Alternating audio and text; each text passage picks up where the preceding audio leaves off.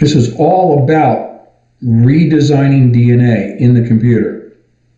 So if anyone out there was thinking that I was in the realm of conjecture, or worse, in the realm of fantasy and science fiction, I'm just reporting to you their research. And it's not hard to extrapolate the application of their research to present expectations to you as to what they're doing. It is the first time this important computation problem in bioinformatics is attempted on a quantum accelerator. When they say accelerator, think Operation Warp Speed. When they say accelerator, understand the time in which we are in, the reset, the false reset, the counterfeit reset. The accelerator is accelerating the ability to change the pattern of the human DNA. All of this information here, even though it was just published, is old news. It always is. You know that this is years in development beyond any public release of this information. So, in conclusion, the mark of the beast is the number, the image, and the name. The name is DNA. The number is the sequence of the DNA. The name is the DNA. The number is the sequence of the DNA. And the image, we are created fearfully and wonderfully. We are made in the image of God. Satan seeks to change that image and create an image of his own design. So embedded in what I'm talking about here of changing the pattern of DNA to match the pattern of the quantum computer is that we always have to go down to electrons. Electrons of the DNA, electrons of the quantum processor, the qubit chipset, the qubits, the quantum bits. The quantum bits are electrons. The quantum computers, its electrons within the computer are, within the chipset, are quantum entangled. That's the basis of quantum computing, quantum entanglement. Now you know why I named this magazine Entangled. The electrons within the DNA, it's not only the pattern of the DNA that's being changed, but the spin of the electrons, upspin and downspin. That too is a pattern of spin electrons. So going beyond this paper and the previous one that I cited for the dodecahedral arrangement of DNA, going beyond those papers is the examination of the spin of electrons. So the pattern of the spin of the electrons within the DNA, that spin of electrons, that pattern, must match the pattern of the electron spin in the quantum computer. When the patterns of electrons match one another, then they can become quantum entangled. And that is the line of communication, the DNA computer interface that takes place between the vaccinated post-reset under the Antichrist.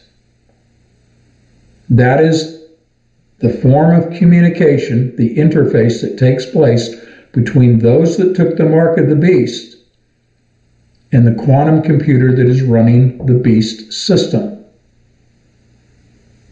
Why patterns? Because the quantum computer is a divinatory machine that is based upon pattern recognition, recognizing patterns within data that is randomly generated by humans. That's the mechanism. That's the system of the beast. Random number generation, humans using computers, Always, as we use them, we are randomly producing patterns. The quantum computer takes in that data, recognizes those patterns. That's how it operates. It's a pattern recognition device, otherwise known as a divination machine. For that machine that operates based upon pattern recognition of data, it receives data from human DNA. The most efficient way to receive that information is not Wi-Fi, but through quantum entanglement, because it is instantaneous, and entanglement is a phenomenon that takes place irrespective of distance between quantum entangled elements. Electrons can be separated by any distance. That's irrelevant. And there is no time delay in the communication, often described in the literature as teleportation of information. There is no time delay in that teleportation of information. Well, what is information? Information is the spin state, the intrinsic angular momentum of electrons, the spin state, upspin and downspin. That is what information is. In Satan's binary world of 0 and 1, 0 is the downspin of a physical electron, and the upspin is 1. That is information. Through entanglement, entangled electrons share their state. They communicate their state to one another instantaneously. And if you measure one electron, thus changing it from, let's say, an upspin to a downspin, you affect that electron. Simultaneously, you're affecting the other, which was a downspin, but now an upspin. The two share their states of spin. That is communicating electron. I'm a 1, I'm a 0. We're talking to each other. That's entanglement. We're sharing our states. And because they're shared, as you affect one, you affect the other simultaneously and immediately. For humans and for Satan, there is no better form of communication available.